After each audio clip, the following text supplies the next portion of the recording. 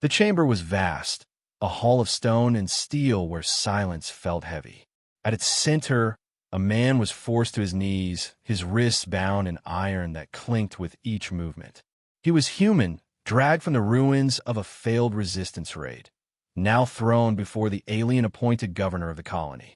She stood above him, a woman carved in coldness, her uniform sharp lines of power, her eyes hard as glass. The colonists whispered of her in fear. Every word she spoke was law. Every touch of her hand meant punishment or reward. None dared look into her eyes. Until now. He raised his head, bruised, blood-streaked, but his gaze did not bow. His defiance was quiet, steady, almost burning. She felt it before she admitted it. That look unsettled her, a spark she had never allowed to kindle inside these walls. "You will kneel properly," she said, her voice carrying the weight of command. Soldiers at her side shoved him down further, but he only shifted, meeting her eyes again as if daring her to strike. Most men broke long before this moment. They begged, cried, or raged. But he was still, silent, a storm contained in flesh. Her lips pressed thin. She rose from her throne and walked down the steps, each boot echoing like a hammer.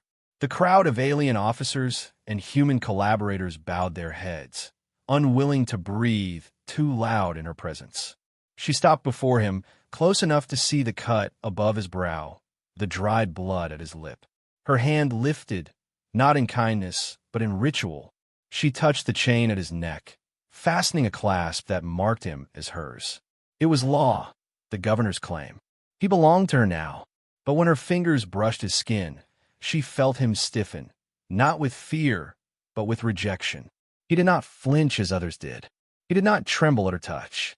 His eyes stayed locked on hers, fire steady and unyielding.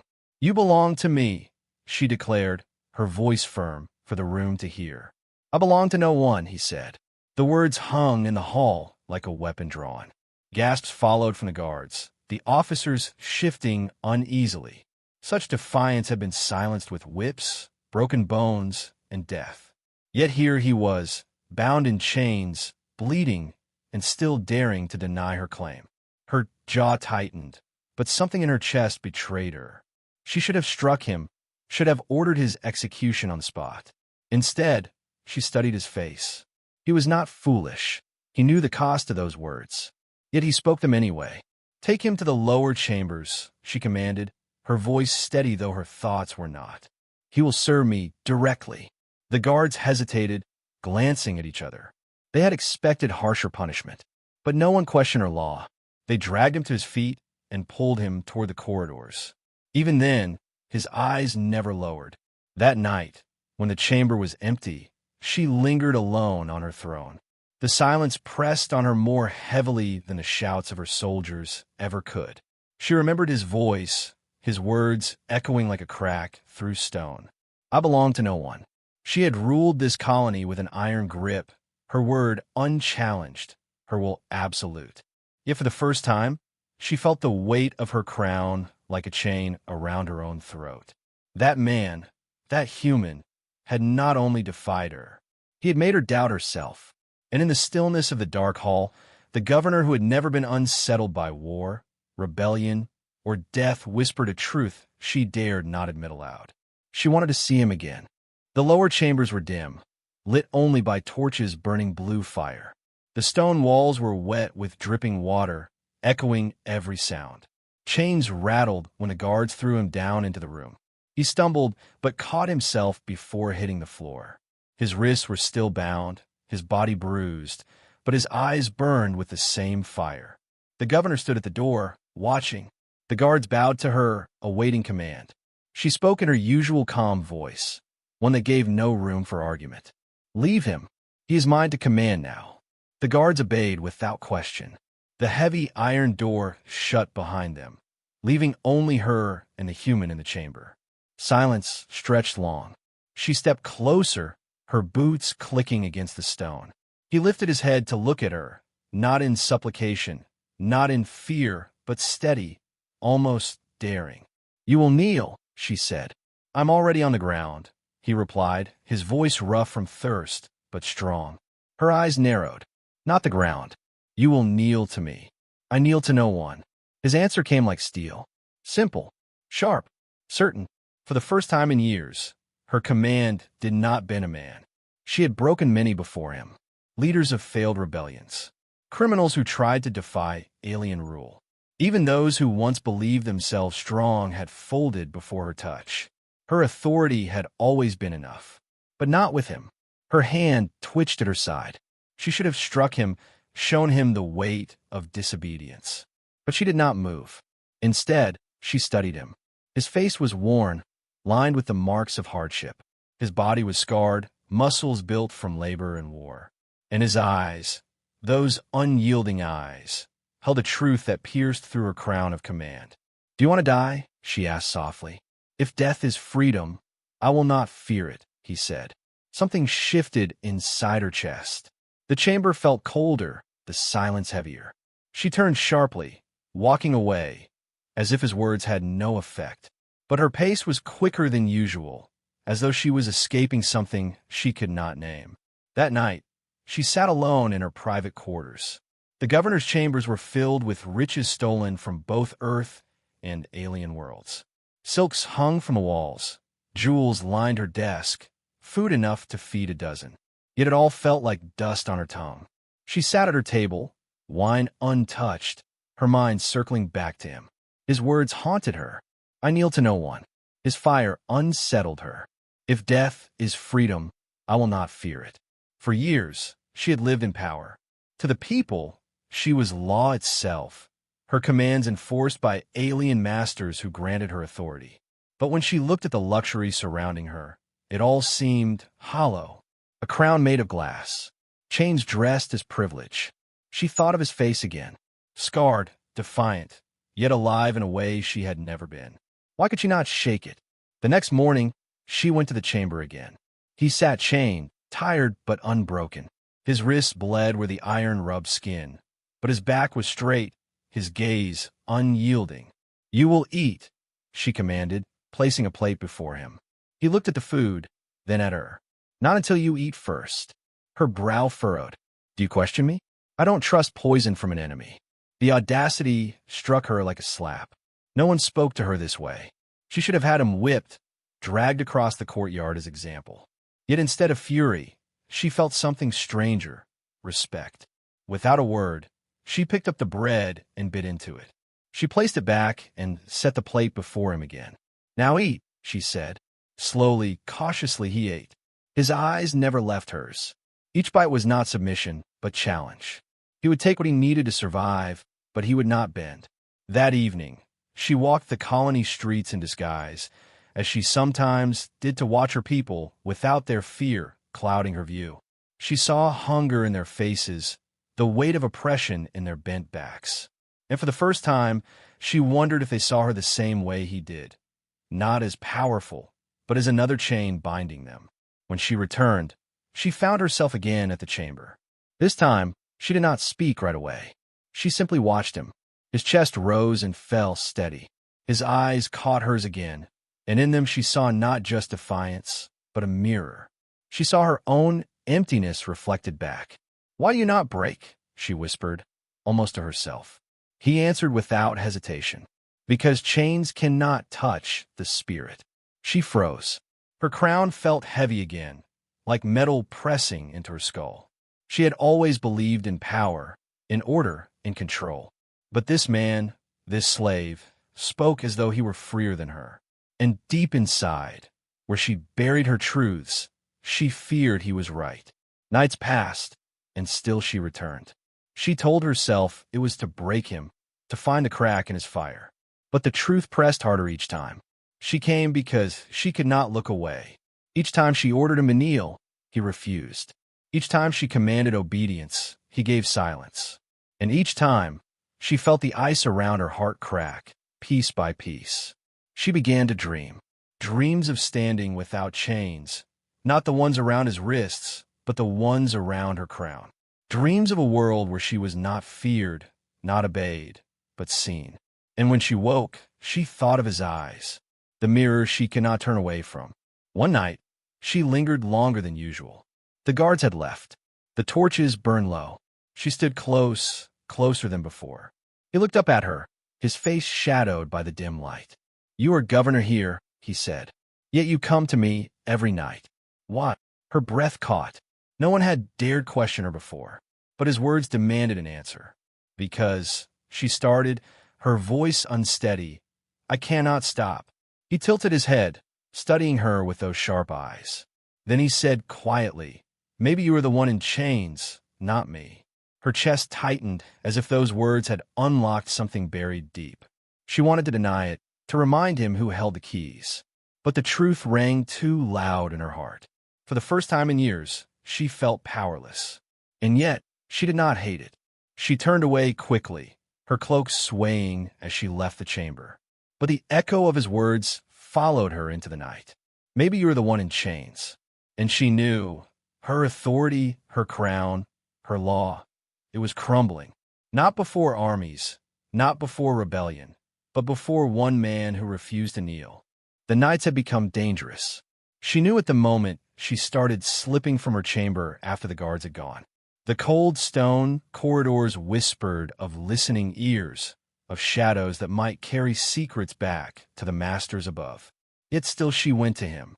Each night she returned to the chamber where he was kept, and each night the air between them burned hotter.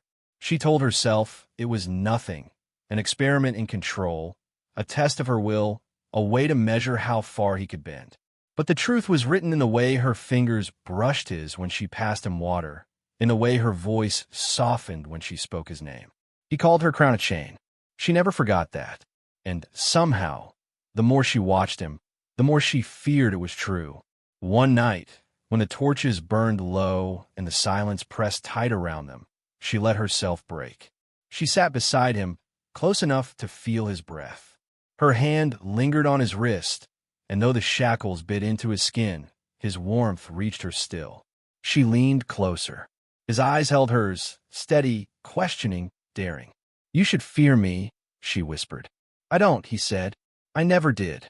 And then her lips were on his, a touch stolen in darkness. It was clumsy, desperate, forbidden, but it was real. For the first time in years, she felt alive. No crown, no chains, no law, just two people, broken and burning, clinging to each other against the cold. They kept it secret, wrapped in whispers and stolen moments. He held her when her strength faltered. She kissed him when the silence grew too heavy. Each time she left, her heart ached with the risk. But each time she came back, they thought they were unseen. They were wrong. It began with whispers. The guard spoke in hushed tones when she passed. An officer avoided her gaze too quickly. Even her advisors lingered on their words, as though tasting a secret on their tongues. Then one morning, the summons came. She was ordered to appear before the alien overseers. She entered the grand hall with her chin high, her cloak trailing behind her. The alien masters stood in their towering forms, skin gleaming with metallic sheen, eyes burning like molten ore. They needed no words to command silence. When they spoke, their voices shook the very air. "You have been compromised." Her stomach clenched, though her face showed nothing. "I do not understand." One of the aliens stepped forward, dragging something behind him. Chains clattered. Blood dripped. It was him, the soldier. His body was broken, beaten until he could barely stand. One eye swollen shut, his back scored with lashes. Yet even now, as they threw him at her feet, his head lifted. His gaze burned with the same fire, unbroken, unyielding. Her mask cracked, just for a moment. A flicker in her eyes, a twitch of her hand as if to reach for him. The alien saw it. "You would betray your masters for this." Their voice thundered. "You were given power, privilege, command. Yet you have chosen weakness." The governor tried to speak, to summon the icy authority that had always shielded her. "I have done nothing." Silence. The word crashed like a blade. They stripped her crown from her head. The symbol of her rule, once untouchable, now dangled in alien claws like a worthless trinket. "You are no ruler," they said. "You are property, just as he is." The words struck harder than any blow. Property. She, who had commanded legions, who had walked untouchable among her people, reduced in an instant. Her power was revealed for what it was, another chain. The chamber echoed with his ragged breath. She looked down at him, broken, bleeding but alive. His gaze met hers, steady even through pain. In that moment, she knew, he had always been freer than her. They dragged him back to his cell, heavier chains binding his limbs. She was escorted not to her chamber, but to a smaller, bare room, stripped of silks and jewels, left with only stone and silence. For hours she sat alone, crownless, powerless, every beat of her heart pounding with the memory of his broken body at her feet. She had thought herself untouchable, but the truth was now clear. She had never been free. She had been their tool, their puppet, her every command permitted only because it served their empire. And now, she was nothing. Tears stung her eyes. She had not cried in years. She had taught herself to be cold, to be stone, to feel nothing. But in that moment, the dam cracked. She buried her face in her hands, shaking with a grief she could not name. Not for her crown, not for her lost title, but for him, for the fire they had tried to break, for the man she had kissed in secret, for the truth he had spoken, now carved into her soul. Maybe you are the one in chains, not me. Days passed in silence. She heard nothing of him, nothing of the outside world. She was left to rot in her chamber of stone. But silence did not kill the fire that had begun to grow inside her. If anything, it spread. The memory of his gaze haunted her, not begging, not broken, but burning. Even on the floor, covered in blood, he had looked more alive than any master in their shining halls. She realized then, her chains were not just her crown, not just her command. Her chains were fear. Fear of the masters, fear of disobedience, fear of being seen for who she really was. But he had seen her, and that was something they could never take away. When at last the door opened, she was not the same woman who had walked into that hall days ago. She stood without crown, without cloak, stripped of privilege, but her back was straight. The alien overseer loomed in the doorway. "You are allowed to live," he said coldly, "but your power is gone. You're no longer governor. You will obey, as all others obey." She said nothing. She bowed her head, hiding the fire in her eyes. They thought they had broken her, but deep inside, she knew the truth. They had only broken the chains she no longer wanted. In the dark of night, she slipped from her stone chamber. The guards, thinking her nothing, barely watched. She moved like a shadow through the halls until she reached the place she knew he would be. The cell was darker than before, the stench of blood thick in the air. He lay chained, barely conscious. Her heart clenched. She knelt beside him, hands trembling as they touched his face. His eyes flickered open, hazy but burning still. "You came," he whispered. She swallowed the lump in her throat. "I will not leave you." He managed the faintest smile, even with blood on his lips. "Then you finally understand." Tears slid down her cheeks as she pressed her forehead to his. For the first time in her life, she spoke not as governor, not as master, but as a woman stripped bare. "I was never free," she whispered. "But with you, I can be." And in that stolen moment, broken and bleeding in the dark, their forbidden secret burned brighter than any crown ever could. The ruins had once been a city of proud arches and towers, now broken into jagged stone and silent streets where the wind whispered through cracks. Fires from their escape still burned far behind them, smoke climbing into the sky like a warning. The governor staggered, her fine clothes torn, blood soaking one side of her ribs where the lash of alien punishment had opened her flesh. The human soldier kept one arm around her, half dragging her through the rubble, though his own back was raw with wounds. Every step was heavy, every sound a threat. The alien patrols would not rest until they were caught. They had turned their backs on masters who never forgave betrayal, and the price would be death. But still, he did not let go of her, and still she did not command him to. When they found shelter beneath a broken dome, the governor leaned against the cold stone and tried to hide her trembling. For the first time, she had no throne, no guards, no command. Only him. Her voice cracked as she spoke. "You should have left me. I was never your ally. I was only your jailer." The soldier's gaze was steady, quiet fire in his eyes. Then why are you bleeding at my side instead of watching me hang? Her lips parted, but no answer came. The truth pressed heavy on her chest. She had ordered men executed with a gesture. She had lived her life as a weapon for alien masters who promised her power, yet gave her only chains of duty. But when he had refused her, when he had looked at her not as ruler, not as enemy, but as someone to resist, she had felt alive. The soldier lit a small flame with trembling hands, enough to push the shadows back. He tore strips from his tunic and bound her wound. His fingers brushed her skin, and the contact made her flinch, not from pain, but from something deeper she had buried under years of command. She caught his wrist before he pulled away. Her eyes, sharp with power once, now softened with something like fear. "Do you know what I envied?" she whispered. "It was not your defiance. It was the way you belonged to yourself. I ruled a city, yet I was never free. I had slaves, soldiers, wealth, but none of it was mine. I looked at you, and I saw truth. I saw someone who could not be bought or bent. And I wanted that. I wanted you to look at me, not as governor, not as mistress, not as chain. Just see me." The soldier's breath caught. In the ruined silence, her words weighed more than any command. She was no longer the voice of law, no longer the untouchable figure on a throne. She was a woman breaking apart, ash falling from the fire of her old life. Slowly, he lowered his forehead to hers.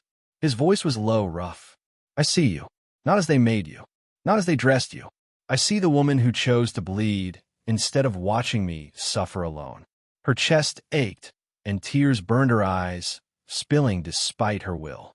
She had never been allowed to cry, never allowed to be weak. But in his arms, weakness felt like freedom. She pressed her face into his shoulder, trembling as if the wall she had carried all her life had finally collapsed.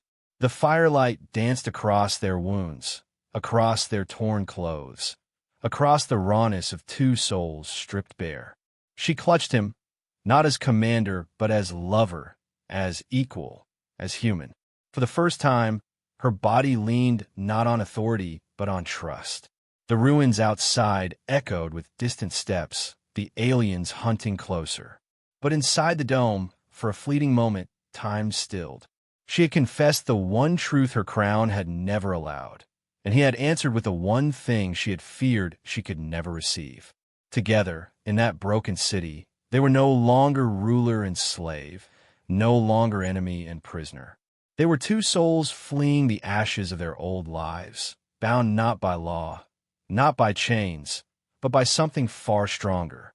And as the night stretched long and dangerous, she knew she would rather die in his arms as a woman than live another day on a throne as a hollow queen. Smoke turned the sky into a storm of fire and shadow. The alien towers that had once pierced the heavens stood broken, burning at their cores as if the earth itself had swallowed their pride. Across the colony, crowds gathered where once only fear had lived. Men and women who had bowed their heads for generations now lifted them high, voices rising like thunder. At the center of it all stood the governor, no longer crowned, and the soldier no longer chained. They did not ride in chariots or stand on platforms of power.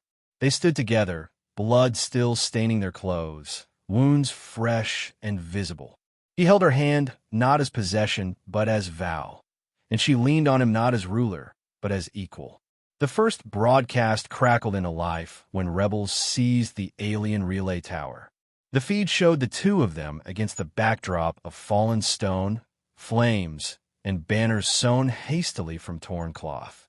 But what made the world stop and watch was not the destruction. It was the way they looked at each other.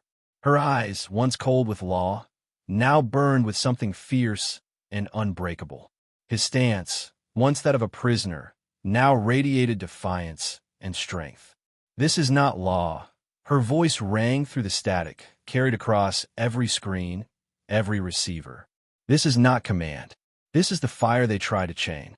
This is us, human hearts that refuse to kneel." The soldier added no speech. Instead, he raised his hand, the same hand once scarred by her touch of ownership, and clasped hers before all who watched. The gesture spoke more than rebellion. It spoke of devotion, of something even empire could not crush. In the streets, colonists tore down alien banners and raised cloth stained with ash and blood. Children painted the walls with marks of freedom. Old men and women, long silent, shouted songs older than the empire itself. The colony was no longer ruled. It was alive. Alien ships thundered above, desperate to stamp out the flame. But each blast, each scream only drew more voices, more hands lifting stones, more feet running to the fight. And everywhere, people whispered the same words, not mistress and slave, not governor and prisoner. Two hearts, two flames, together. In command halls far away, alien masters watched the feeds with cold fury. They had expected to see fear, chaos collapse. Instead, they saw devotion breaking their chains. The law they had forged in blood and iron was shattered, not by armies, but by a woman who chose love over rule and a man who chose love over survival. Amid the smoke and banners, the governor turned to him, her voice low but carrying through the broadcast that never stopped rolling. They will come with armies. They will bring fire. He met her gaze, steady and unbroken. Then we burned brighter. The moment spread like wildfire. Not an order, not a law, but a vow. And as towers crumbled and the colony rose, the empire trembled, not from weapons, but from a truth impossible to chain. The fires of rebellion still smoldered when silence finally returned to the colony. Alien towers lay in ruins, their spires cracked and bent like broken teeth against the darkening sky. The banners of the empire had been torn down and burned in the streets, their ashes carried away by the wind. People stood where they once cowered, voices lifted not in fear, but in song and laughter. The rebellion was not just won, it had remade the world. But even in the chaos of victory, all eyes kept returning to them. The woman who had once commanded through fear, and the man who had once stood in chains. They were not dressed as rulers, nor did they stand on a throne. They were scarred, battered, still marked by battle and loss. And yet, together, they shone brighter than the fires still glowing in the ruins. When the people cheered, she felt their voices cut through her armor. Once, their eyes had bowed before her crown, but now they looked at her differently. Not as governor, not as ruler, but as something fragile, something real. For the first time in her life, she wanted to step down from every height she had been forced to climb. She turned to him, the man whose fire had refused to break. Her hands trembled as she stepped closer, her knees giving way under the weight of what her crown had cost. She sank to the ground before him, dirt and ash staining her uniform. Around them, silence fell. People stared in shock, the governor kneeling, not as symbol, not as command, but as a woman stripped of every shield. Her voice shook, but she did not care. Not as governor, she whispered, loud enough for the gathering to hear. Not as ruler, not as master. I kneel as a woman who has nothing left to give but this, my heart. If you will take it. The words broke her chest open.